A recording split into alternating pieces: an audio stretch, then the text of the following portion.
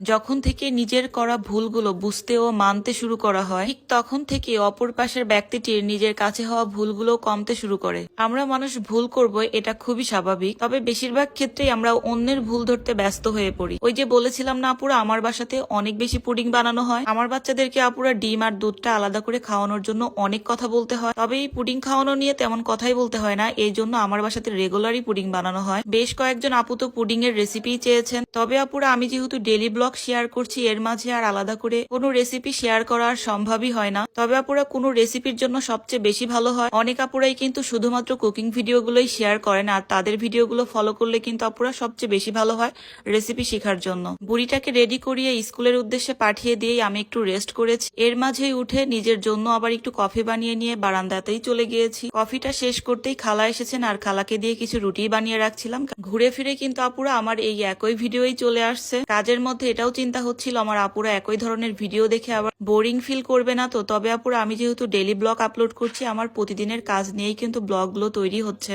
তবে আমার এই সাধারণ কাজের অংশ দেখেই কিন্তু আমার আপুরা আমাকে অনেক বেশি ভালোবাসছেন। আমার আপুদের সুন্দর সুন্দর কমেন্টের পাশাপাশি দেখলাম কিছু ভাইয়ারাও তো অনেক সুন্দর সুন্দর কমেন্ট করছেন। তবে আপুরা আমি কিন্তু সব কমেন্টের উত্তর দিতে পারছি না, কারণ যেহেতু আমার ভিডিওগুলো প্রতিদিনের কাজ নিয়েই তৈরি হচ্ছে, সব মিলিয়ে ব্যস্ততার মধ্যেই সময় পার হচ্ছে, আলাদা করে আর সময়ই পাচ্ছি না। তো আপুদের কমেন্টের সাথে নিজেকে যে একটু আলাপ করিয়ে নিব সেই সুযোগটাই পাচ্ছি না। কিছু আপুদের উদ্দেশ্যে কিছু কথা বলি, আশা করছি কাজে লাগতে পারে। যে আপুরা আমার মতো হাউস ওয়াইফ বা কিছু একটা করতে চাচ্ছেন, তাদেরকেই বলছি আপুরা নিজস্বতার মধ্য দিয়ে করার চেষ্টা করবেন। আমি আমাকে দিয়েই বলি আপুরা, তাহলে আপনারা খুব সহজেই বুঝতে পারবেন। আমি বিথি বরাবরই কোনো কিছু করতে গেলে যেটা করেছি, যারা ভালো কিছু করেছেন বা ভালো কিছু করছেন তাদেরকে ফলো করেছি। যদিও ভালো কিছুকে ফলো করা ভালো, কিন্তু সব ক্ষেত্রেই কিন্তু আর ভালো হয় না। অলরেডি যারা ভালো করেছেন বা ভালো করছে তাদের অভিজ্ঞতা কিন্তু অনেক ভালো, সেক্ষেত্রে কিন্তু নিজের শুরুটা তাদের সাথে মানিয়ে নেওয়া কখনোই সম্ভব না। সবচেয়ে বেশি যেটা ভালো হয়, নিজের অবস্থা পরিস্থিতি বুঝে মানিয়ে নিয়ে কাজ করাটা। আমি যখন থেকে আমার নিজস্বতার মধ্য দিয়ে কাজ শুরু করেছি, তখন থেকে আমার কাজগুলো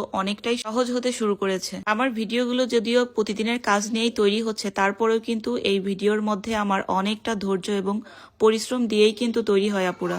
একটা বিষয় খেয়াল করলাম আপুরা, আমি যে ভিডিওতে বলি না লাইক করার কথা, সেই ভিডিওতে আপুরা খুবই কম লাইক করেন। প্লিজ আপুরা একটা করে লাইক দিয়ে ভিডিওটা কন্টিনিউ করবেন। এই তো আপুরা কথা বলতে বলতে এর মাঝে কিন্তু আমি রান্নাটাও শেষ করে নিয়েছি, আর আদনানকে খেতেই দিয়ে দিচ্ছিলাম। খাওয়া দাওয়া শেষ না করতেই ওদের আবার পড়ানোর মিস চলে আসবে, এই জন্য ওদেরকে রেডি করিয়ে রাখছিলাম। বেশ কয়েকদিন আগেরই কথা, এই কামরাঙাগুলো আমার হাজবেন্ড এনেই রেখেছে, কিন্তু এগুলো যে আমি কেটে খাবো এগুলো মনেই থাকে না। তবে এখন ঠিকই মনে করে বের করে কেটে মনে হলো একটু মশলা দিয়ে মাখিয়েই নেই আর সবাই মিলেই খেয়ে নেই। তবে টক জাতীয় খাবার আপুরা আমি একদমই খেতে পছন্দ করি না, আমার খেতে একদমই ভালো লাগে না। আমার হাজবেন্ড আবার খুবই পছন্দ করে, ওর জন্যই আর কি মেখে নিয়েছি। সবার জন্য অনেক অনেক দোয়া এবং শুভকামনা। আজকের মতো এখানেই বিদায় নিলাম। আল্লাহ হাফেজ।